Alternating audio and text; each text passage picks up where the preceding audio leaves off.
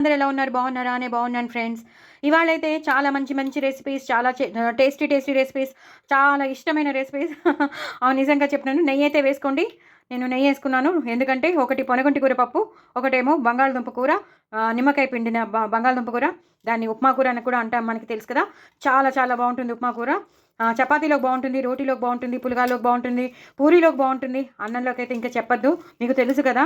ఇలా ముక్కలుంటూ ఉండాలి. అలాగే గ్రేవీనెస్ ఉండాలి. ముద్దగా కూడా ఉండాలి, ముక్కలుండాలి. అప్పుడే ఈ కూరకు అందం. చాలా చాలా టేస్టీగా ఉంటుంది. ఈ కూరని ఇలా కలుపుకొని ఇలా తింటే ఒక రేంజ్‌లో ఉంటుంది. చూసారు కదా, నోరు ఊరిపోతుంది.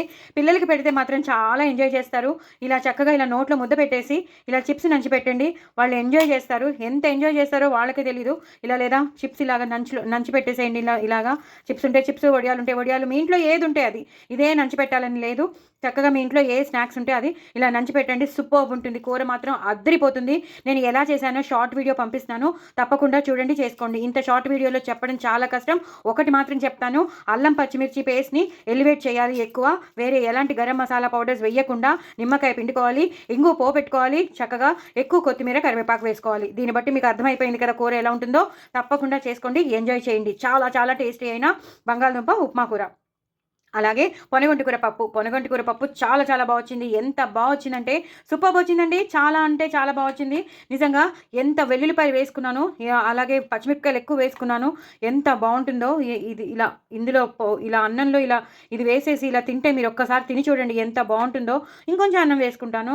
అన్నం వేసుకుని ఇలా కలుపుకొని తిని ఈ చిప్స్ ఇలా నంచుకుంటే ఒకసారి ఊహించుకోండి. నేను తింటున్నాను, మీ ఇంట్లో ఉన్న అప్పడాలు కానీ, చల్లమిరపకాయలు కానీ, మీ ఇంట్లో ఏముంటే అది ఇలా నంచుకొని తినండి. ఎంత బాగుంటుందో నిజంగా చెప్తున్నాను. పొనగంటి కూర పప్పులో ఈ మాట అయితే నేను టమాటో కూడా వేశాను.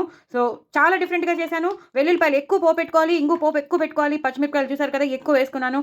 చాలా చాలా చాలా టేస్టీగా ఉండే పొనగంటి కూర పప్పు మా ఇంట్లోది. సో ఇంట్లో ఉన్నది నేను కోసి చేసినది. సో చాలా చాలా బాగా వచ్చింది. చాలా అంటే చాలా బాగా వచ్చింది. హార్వెస్ట్ చేశాను ఇవాళ. సో వచ్చింది కదా అని నేను చేసేసాను. టమాటోలు వేసాను, ఉల్లిపాయలు వేసాను, వెల్లుల్లిపాయలు వేసాను. ఉడకబెట్టేటప్పుడు వెల్లుల్లిపాయలు వేసాను. అలాగే పోపులో కూడా వెల్లుల్లిపాయలు వేసాను. అదిరిపోయింది. పప్పు మాత్రం ఒక రేంజ్లో ఉంది. పిల్లలైతే వదిలిపెట్టరు. పిల్లలే కాదు, పెద్దవాళ్ళు కూడా వదిలిపెట్టరు. ఏంటి ఇంత టేస్టీగా చేసినావు, రోజు ఇంత మంచి మంచి వంటలు చేసినావేంటి, మేము వెయిట్ పెరిగిపోతున్నాం అని కూడా అంటారు. నిజం చెప్తున్నాను. వాళ్ళు నిజంగా పెద్దవాళ్ళు కాదు, మామూలుగా యంగ్స్టర్స్. పెద్దవాళ్ళు అయితే మాత్రం ఆస్వాదించుకుంటూ తింటారు. నిజం చెప్తున్నాను. చాలా చాలా బాగున్నాయి. ఈ కూర రెసిపీ నేను షేర్ చేస్తున్నాను. దీని రెసిపీ కూడా షేర్ చేస్తాను.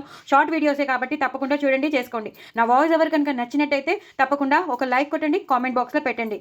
చాలా చాలా టేస్టీ అయిన కూరలు, కూర ప్లస్ పప్పు అస్సలు మిస్ కావద్దు. ఇలా నోట్లో పెట్టేసుకోండి, చిప్స్ నంచుకోండి. నా ఛానల్ మాత్రం సబ్స్క్రైబ్ చేసుకోవడం అసలు మర్చిపోవద్దు. బాయ్ అండి.